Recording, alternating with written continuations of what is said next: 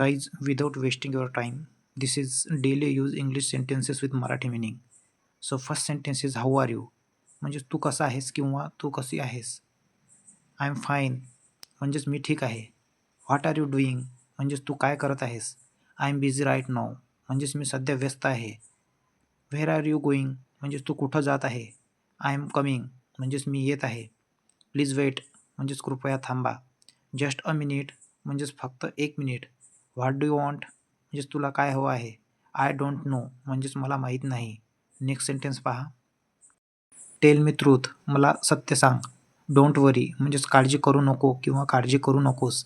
Take care म्हणजेच काळजी घे. कम हेअर म्हणजेच इथे ये. गो देअर म्हणजेच तिथे जा. सिट डाऊन म्हणजेच बस. स्टँड अप म्हणजेच उभा राहा. लिसन टू मी म्हणजेच माझं ऐक. लुक ॲट मी म्हणजेच माझ्याकडे पहा. हरी अप म्हणजेच लवकर कर. थँक यू व्हेरी मच म्हणजेच खूप खूप धन्यवाद. युअर वेलकम म्हणजे तुझं स्वागत आहे. सॉरी फॉर द डिले म्हणजेच उशिराबद्दल माफ करा.